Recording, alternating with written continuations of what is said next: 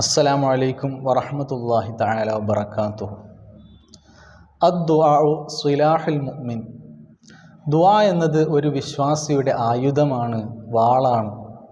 എത്ര വലിയ മൂർച്ചയേറിയ പ്രതിസന്ധികൾക്ക് മുമ്പിലും അതിനെ തരണം ചെയ്യാൻ, അതിനെ പ്രതിരോധിക്കാൻ പറ്റുന്ന ഒരു വലിയൊരു ആയുധമാണ് ദുആ എന്നുള്ളത്. ആ ആയുധം പ്രയോഗിച്ചു കഴിഞ്ഞാൽ എന്ത് പ്രശ്നമാണെങ്കിലും പ്രതിസന്ധിയാണെങ്കിലും അതൊരു വെറും ധൂളിയായിട്ട് മാറുന്നതായി നമുക്ക് കാണാൻ സാധിക്കും.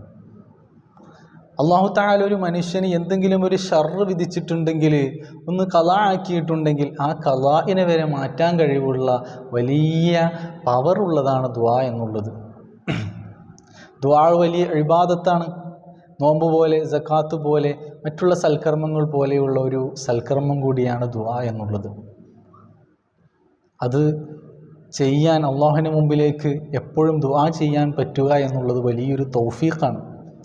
ചില ആളുകൾ അവരുടെ പ്രശ്നങ്ങളൊക്കെ ഇങ്ങനെ ജനങ്ങൾക്ക് മുമ്പിൽ, സാധാ ജനങ്ങളുടെ മുമ്പിൽ ഇങ്ങനെ പറഞ്ഞു നടക്കുന്നതായിട്ട് കാണാൻ സാധിക്കും. അതുകൊണ്ട് ചിലപ്പോൾ അവർക്ക് എന്തെങ്കിലും ദുനിയവിയായ നേട്ടം ലഭിക്കുമെങ്കിലും അതിനു പകരം പടച്ച റബ്ബിനോടാണ് പറയുന്നതെങ്കിൽ അവൻ്റെ ആ പ്രയാസത്തിന് ഒരു അറുതി വരും. എല്ലാ ദുആകളും പെട്ടെന്ന് സ്വീകരിച്ചു കൊള്ളണമെന്നില്ല. ചില ദുആകൾ പെട്ടെന്ന് സ്വീകരിക്കും, ചിലത് കുറച്ച് വൈകും. അത് അള്ളാഹുവിനറിയാം. അല്ലാമുൽ ഗുയൂബാണല്ലോ അള്ളാഹു സുബ്ഹാനഹു വതആല. ആ അള്ളാഹു തആല നമുക്ക് അത് ഖൈറ് ഏതാണെന്ന് മനസ്സിലാക്കിക്കൊണ്ട് അവന് സമയമാകുമ്പോൾ ചിലപ്പോൾ കുറച്ച് വൈകിട്ടാണെങ്കിലും തരും. അത് ഇപ്പോൾ തരൽ ഖൈറല്ല എന്ന് അള്ളാഹുവിനറിയാം. അതുകൊണ്ടാണ് കുറച്ച് സമയത്തേക്ക് മാറ്റി വെക്കുന്നത്.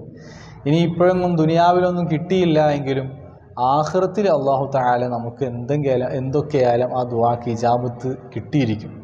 അതുകൊണ്ട് ദുആ എന്ന് പറയുന്നത് ഒരു നഷ്ടപ്രവൃത്തിയല്ല, നഷ്ടസമ്പാദ്യമല്ല, അത് വലിയൊരു മുതൽക്കൂട്ടാണ്. അങ്ങനെ അള്ളാഹുവിലേക്ക് എപ്പോഴും ദുആ ചെയ്യാൻ നാം ആഗ്രഹിക്കണം, ദുആ ചെയ്യണം. അള്ളാഹു തആല അതിന് തൗഫീഖ് നൽകി അനുഗ്രഹിക്കുമാറാകട്ടെ. ആമീൻ.